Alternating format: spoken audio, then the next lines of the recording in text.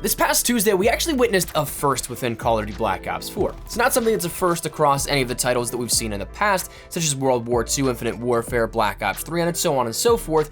We ended up seeing our first kind of tease at new content coming up in the future based off of an update. Now, for those of you guys that don't necessarily know exactly what I mean, is that whenever we get updates, a lot of the times there are things hidden on the back end that are time-gated, or some things that are progression builds of things coming in the future. And while we can't see that kind of stuff on Xbox One or PS4, players on PC can, if they so choose to dig into the game files, can see those things. Data mining and pulling up assets alike can result in finding out some things that may be coming in the near future, or maybe a little further on down the horizon. But no less, while we've had a ton of updates in Black Ops 4 already, none have really given us any sort of information regarding future content. That is, until Tuesday. Because then we ended up getting a bunch of new things from the PC game files that indicate some stuff coming up. So today, we're gonna break it down what is, on a larger scale, 2 air quote new maps within Black Ops 4 and other things alike. So let's just jump right into it. Now, if I'm not mistaken, this originally comes from Reddit user Josh Woo Cool, in which he ended up posting a thread saying some leaks of new versions of certain maps, dead ops, and a possible new map. Now, in this, of course, he ends up posting some images about some of the things in the progression builds and all things considered, and then this stemmed a very big conversation out of this, to which we end up seeing that there's actually some decent stuff we can pull more so than just what was posted. But of these things, the 2 main things that were pulled are 2, again, air quote, new maps, Firing Range Night and Seaside Summit. Different variations that are in the game files right now for the maps of Firing Range as well as Seaside.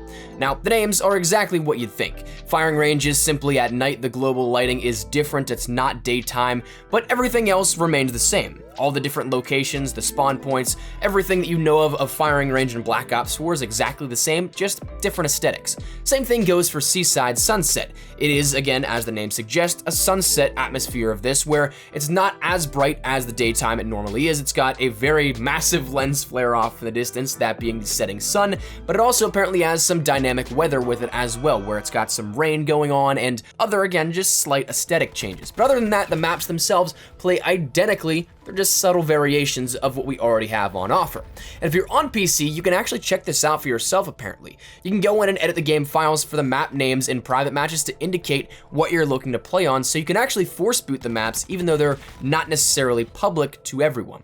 This is what Reddit users have done that indicate that the maps are coming, and again, technically public right now, and as a part of this past update on Tuesday, were put in across all platforms. So the files are there and already in place on Xbox One, PC, and PlayStation 4. They're just not public to the players on those consoles because we have no way to dive deep into the files themselves. But that's probably what I would assume is a part of that bigger update on Tuesday, because it was 10 gigabytes, even though there really wasn't all that much really offered. Yes, we ended up getting, of course, that fall firearms deal, which has a few things given to all players if they so choose to buy it, but I'm curious if this is a part of it, because if you take a look at when Nuketown was added in last Tuesday, not this past Tuesday, but the Tuesday before, that was something that Nuketown was added in on all platforms, just time-gated for different releases. So Xbox One and PC didn't have it when PlayStation 4 did, but it was already installed and a part of that patch. It just wasn't actually available to be played on until the following Tuesday, which was this past Tuesday. So the files were there, but with this past Tuesday's update, it wouldn't make sense to have another update with Nuketown in it for those platforms as well. So that 10 gigabytes or so that we got with Tuesday's update is kind of up in the air and in question for what this could be. So that may actually indicate some release time may be coming very soon, because these, again, are rather close to being finished. But let's talk about release time for a second, because that's a big portion of what I'm sure a lot of you guys are curious on, because if it's in the game files, when are we gonna get it? My guess is maybe as early as Tuesday, but I'm not gonna say that we're going to get it on Tuesday. I don't know if I believe that just yet, but it is there in the game files that it could potentially unlock on Tuesday. But examining a little further, all assets do seem to be in line with menu items even, which is more so the upper connections from a programming perspective, and is the last thing that's worked on. So if we didn't see this ready to go public, we wouldn't see anything in terms of descriptions for the map itself. We wouldn't see any real finalized descriptions or details details of the maps in a menu perspective. It'd be placeholder items or an actual code name that is the dev internal name, like firing range _alt. So maybe Tuesday, maybe in a few weeks, but it's honestly unclear, and it's one that we really don't have much to predict off of when we can see this as we would previously, because it's not really based off of previous DLC models this year, and it's something different entirely. One, because it's not like we have a standard 4 maps in a pack releasing at a time this year. It's more of a steady and streamlined way that they're looking to take and release content this year. And then 2, it's also a variation, so it's not a whole new map. Historically, these things, the variations of maps, have either coincided with an event of some sorts or a completely random drop. If I'm not mistaken, the very first one that we saw that was a variation of this was Makin' Day back in World at War, way off in the past. A lot of you guys may not even remember that or may not have actually played it in its prime. But that said, Makin' Day was, if I'm not mistaken, something was dropped at random, but then we had, even as of recently, things like Fringe Nightfall and Redwood Snow in Black Ops 3 that coincided with the events of Operation Snowblind for Redwood Snow in March, and then Operation Swarm dropped Fringe Nightfall as of this past year as well. So there really isn't anything that gives us any clues or indication as to when this will be coming, but with them being in the game files, I can only imagine that it's coming sometime soon.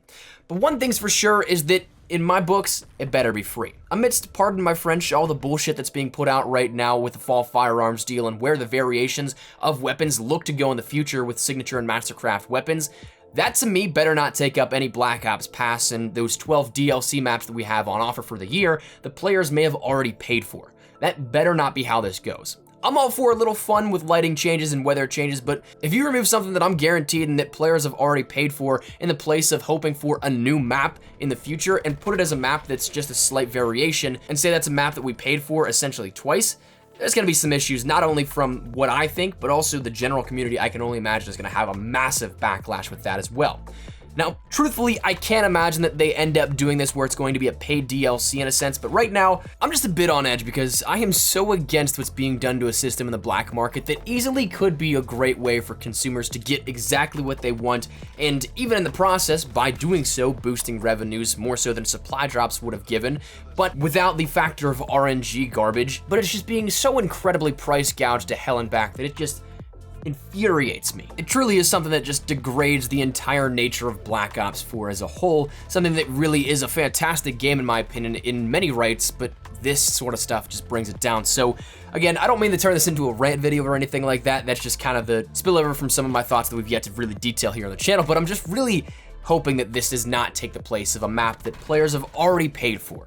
That's the only concern that I have here with this. Other than that, I'm all for it. If you throw in a free map, free variation of that, and do a seasonal type of thing with it, or even just throw it on the regular rotation, sure, why not? But as we mentioned, those 2 DLC maps are not the only thing that we ended up seeing here out of what was data mined. We ended up getting the indication of a brand new map actually, which looks a lot like Scrapyard or something in the desert, an abandoned airfield of some sorts, but that's still well off completion. Unfortunately, I can't put an image on screen here of that because that's something that's way more in depth and something that's a lot more protected by intellectual copyright laws. So I'll leave a link down there in the description below if you guys want to check out the rest of it. But the other thing that was actually detailed here also with this was Dead Ops arcade files being added in as well. That's something that right now, it doesn't look like it was legacy code because that was something that wasn't in the base game. If it was legacy code, it would be there from the very get-go. It would be there even from the beta probably in some of the builds and areas regarding that, but we didn't see any of this up until, well, now.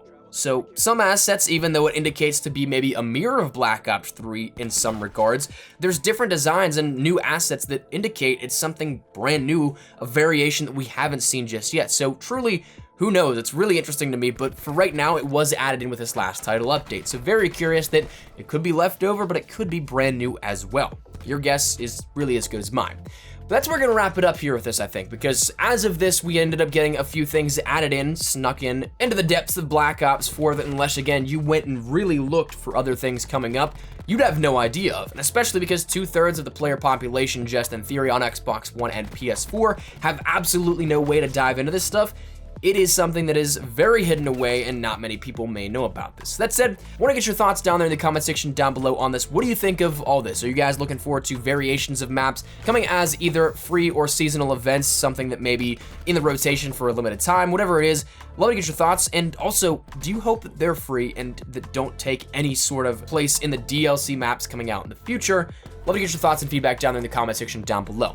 But that said, hopefully you guys enjoyed the video. If you did, make sure you drop a like down below. And of course, if you are new to the channel, make sure you guys subscribe so you don't miss a single thing regarding all things Black Ops 4 multiplayer Blackout Zombies. We got you covered with the best of updates, news, information, tips, tricks, best class setups, all that good stuff. We got you covered. So anything that interests you, hit that subscribe button so you don't miss a single thing. If you guys also want to follow me over on Twitter and Instagram, those are the best places to get connected outside of YouTube. Practically live on both those. So if you guys want to straight up a conversation, ask me a question, wherever it is, link in the description below.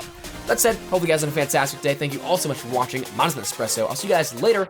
Take care and peace.